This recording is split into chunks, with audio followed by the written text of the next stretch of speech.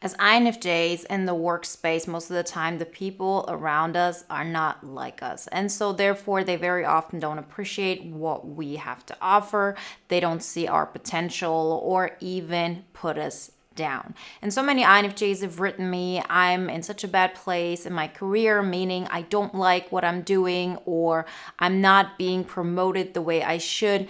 And I feel stuck because it seems like this is going to be the case no matter where I go. So I just have to give up. The alternative of starting something on my own is like too big of a step. It's not a leap that I can take right now. I wouldn't even know how. And so it's this vicious cycle of, I'm going to work every day and I hate it. I don't like my coworkers. I don't feel accepted, whatever it may be, but I feel like it's a helpless situation. There's nothing I can do. And today I want to talk about that exact situation, what you can do, what you should lean into, when to stay and fight, and when to definitely leave. Before we get started, I want to remind you, if you haven't done this so far, then download the free poster on the formula to an INFJ epic life. And if you want to start taking action in creating an INFJ epic life or leaning even more into it, then check out the INFJ epic life audio guide. You can also work with me one-on-one. So all the options are available to you and you can find access to all of them through the links in the description. I have quite some experience when it comes to work situations where you're not being appreciated, where people don't see your potential, where you feel like this is not the right place for me or it sucks out all my energy. And I've seen this not just with the life that I used to live before I started this YouTube channel, but also, through the thousands of INFJs that I've worked with over the last 10 years. So I used to be in the banking industry. I used to do consulting all over Europe for the big banks. So I was in a very competitive environment and I was most of the time one of the youngest. I was flying a lot and it's a lifestyle a lot of people used to look up to. Nowadays, more and more people are really concerned with a work-life balance. But back then, this was something that a lot of people looked up to. And for me, it was an opportunity to kind of grow and see where it's going to lead me. But with time, I recognized that I'm in a field where I'm not really tapping into my potential. I just saw it. The people around me were doing things and they were appreciated for them. And those weren't the things that I was really good at. I was okay with that, but it wasn't what I was best at. And I see this with INFJs all the time that yes, we can do the work. For example, accounting or, doing something that is detail oriented and we can sort of make it through. But most of the time, the reason why we succeed to some level is because we have a unique intuitive feeling about things. We also know how to talk to people. We can see situations and see who to talk to, in what situation to talk to that person, and sort of lean into that. It's not necessarily that most jobs are exactly made for an INFJ. And so we're in this situation, and what are we going to do about it? So the first thing is to definitely recognize that we can't go all in or all out, meaning if we always think, okay, I need to have the dream job, I need to have the dream career, I need to do exactly what is in alignment with my purpose, we're probably going to stay stuck in that situation forever because it feels like every other job is just going to be as unfulfilling as this one, so why change? Even if I tried to do more at that job, I still wouldn't be appreciated. So you're kind of in this dilemma and you don't know what to do. So I always encourage INFJs to do the following. First off, when it comes to doing something that gives you purpose, something where you're really allowing yourself to bring out your gifts, then do this outside of your main career. At some point, you can combine those two, but please don't make it a have to when it comes to things you want to add to your life. Because so often we feel like if I add something to my life that gives me purpose and it's not something that's going to get me out of my current career situation because I just need that income, then we give up on the purpose thing. When in reality, this is the thing that's going to stabilize us and it's going to give a lot of meaning to our life. Yes, later down the road, that can become your main income thing. But in the beginning, don't dilute it by putting that pressure on yourself to make money through that. So that is just something to say as a side note. So when it comes to your career and your job situation, what I have found is that we definitely have to lean into our strengths and not so much of proving them to yourself, but also making it known. So if you're, for example, in an accounting firm, it's not about going out there and pretending like you're just as good as the other accounting people who might be, ISTJs or, anybody else who's more sensory focused and it's just different than you. Because they probably have enough of people like this, right? You don't need to pretend to be like somebody you're not. Because first off, you're always going to fall short. And second of all, what companies are missing is what you bring to the table. And what you bring to the table is intuitive insight.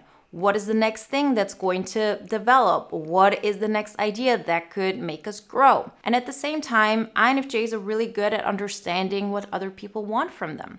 They're really good at making other people feel seen and making other people feel safe.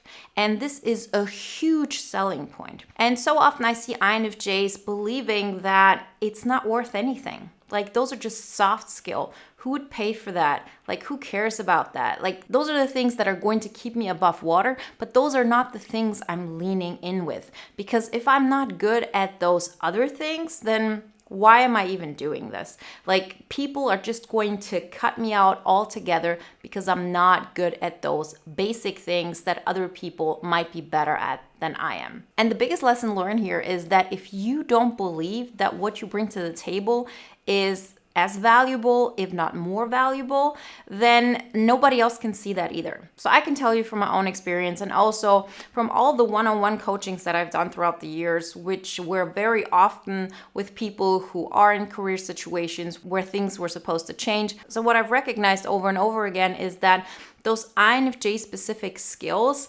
they are valuable in the workspace, and not just from a perspective of, oh, we create a great environment and everybody's happy and it's a harmonious thing. No, it actually creates money.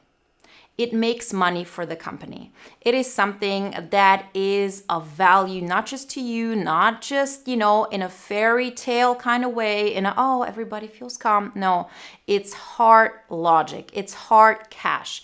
It's something that is beneficial for the company. And we live in a physical world. We don't have to play by all the rules. And I'm a big fan of breaking the rules and like doing your own thing. But we also have to use the rules the way they're played to our advantage. So if you're currently in the job market and you're adding value to a company, then you really have to look at it from the perspective of what can I offer that will make money for them. And then you'll recognize that if you, for example, are really good at making clients feel seen, they're going to stay with you. They're going to, give you more projects. They're going to want to work with you again. This is just an example. The same thing applies when it comes to intuitive ideas. So let's say you're in a startup company, the fact that you can, set up systems that haven't existed yet is something that we're really good at. So you're probably going to have an advantage over people who are used to doing things the way they have always been. So if you think of somebody who's, for example, an ISTJ,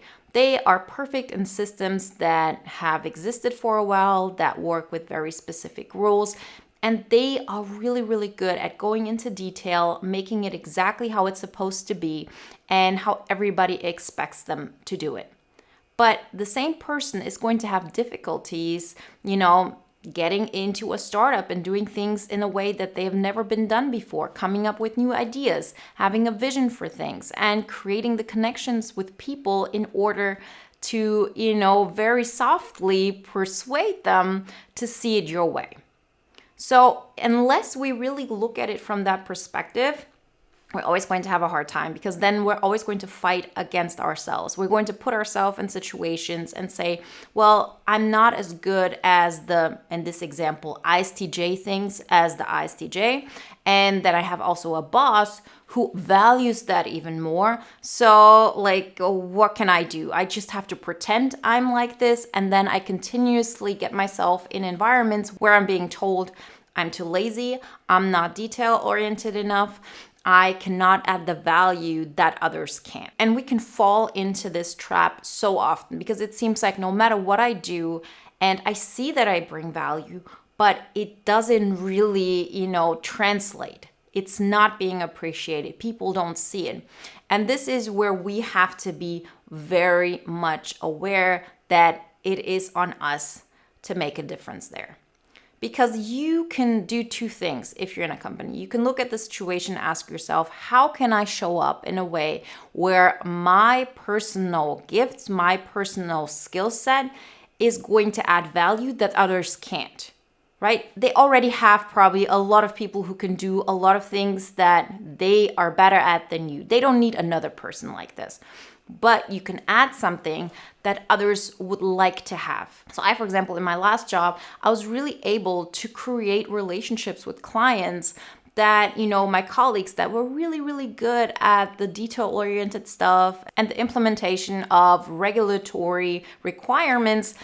They were not able to do that because that's what they were good at, and they pretty much felt disconnected from the client. And so sometimes the client decided, okay, I'm going to go with somebody else because yes, I really value the results, but I don't trust them. I don't know if they're doing everything in my best interest.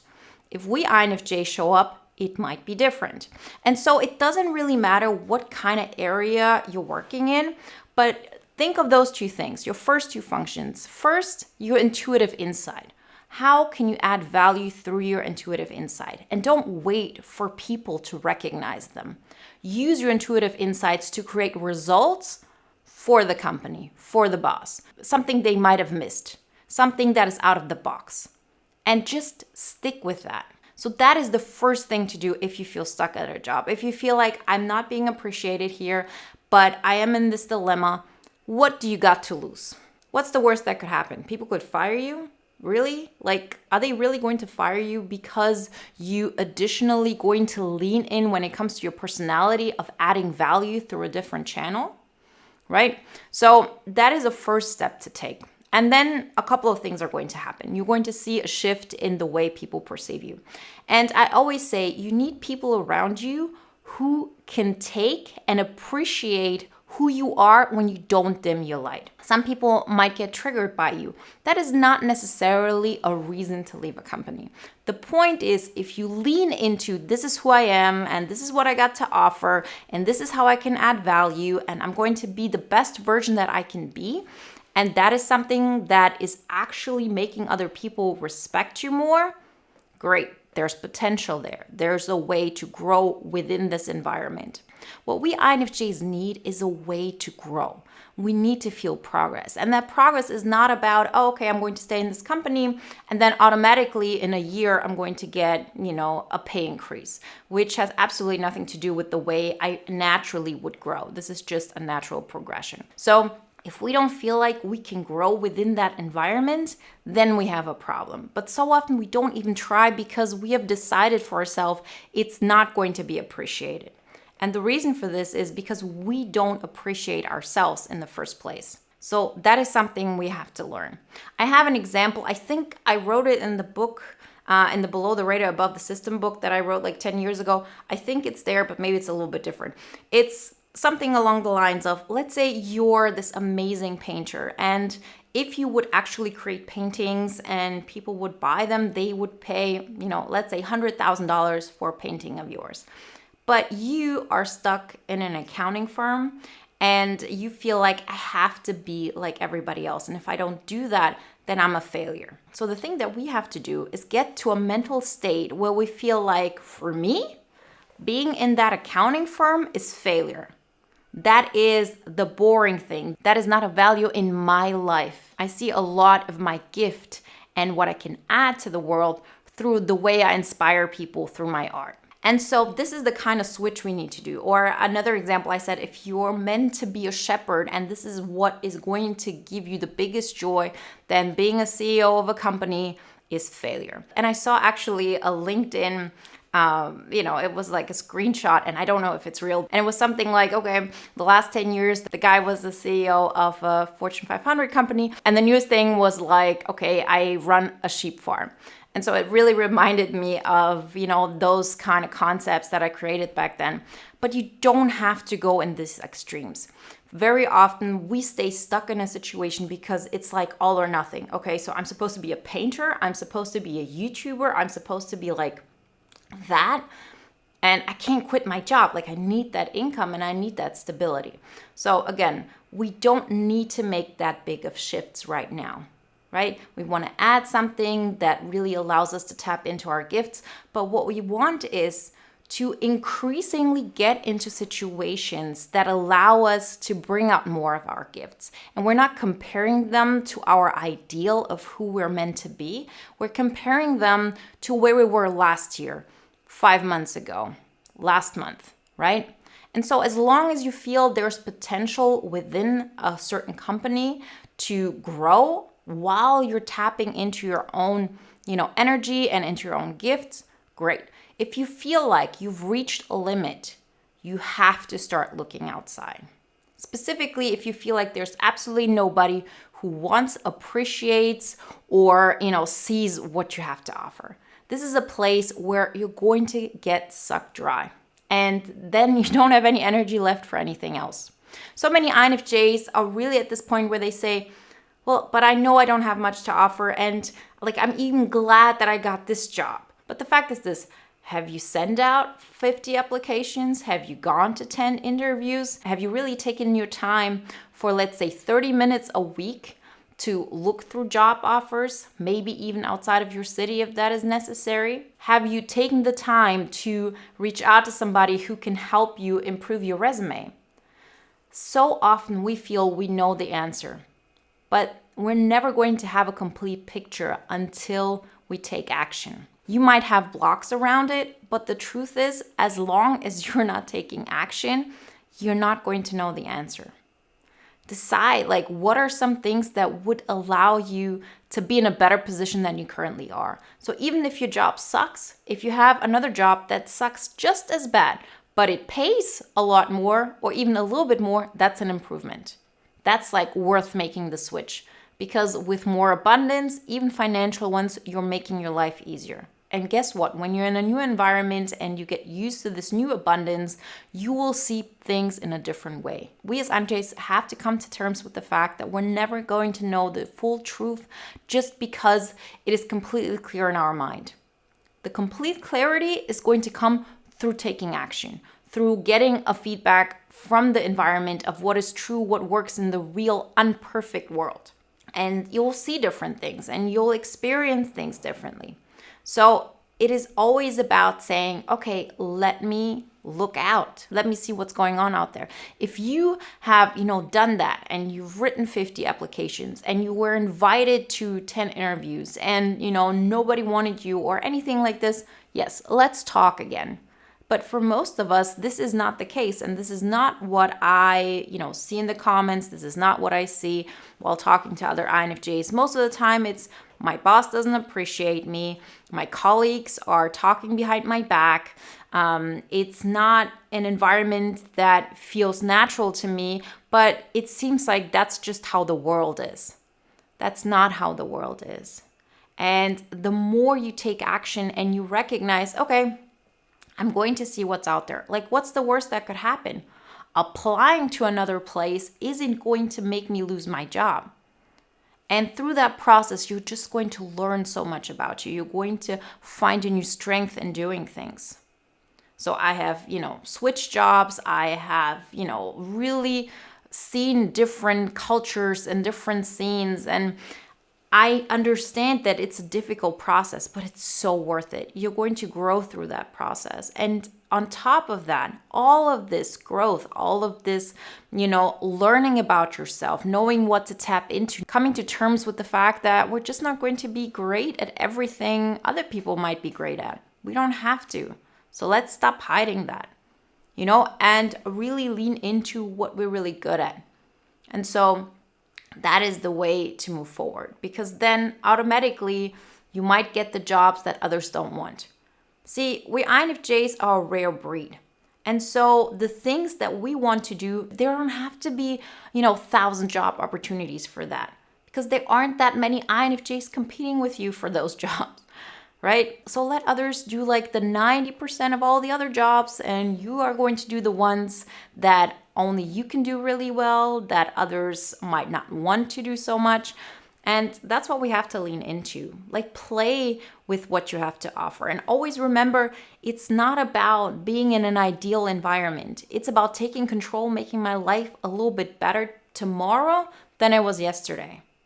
And through that, being grateful for everything, your current job, and at the end of the day, you have made possible for yourself. Because if we can't really appreciate what we have created for ourselves so far, the fact that we can pay our rent, the fact that we can, create a life that gives us freedom to some extent, then we're never going to appreciate what we're doing for ourselves and what we can keep doing for ourselves in the future. Remember, if you want some more guidelines, how to tap into those things in the real world, how to take action, how to change your mindset around it, the audio guide can really help you out with this. I also have a lot of free material you can check out. You can also work with me one-on-one, specifically in job situations. I've done this quite often. So all of that is available to you. You find everything you might need in the links in the description. And if you want to watch another video now that is in alignment with today's topic, then check out the videos you see on the screen right now. And you can also look for Wenzes INFJ careers. Like I've done a couple of videos throughout the last years on this topic. So I'm sure you'll find a lot more when it comes to my material if you want to go a little bit further down that rabbit hole. I wish you a great day, guys, and I see you in the next one. Bye, guys.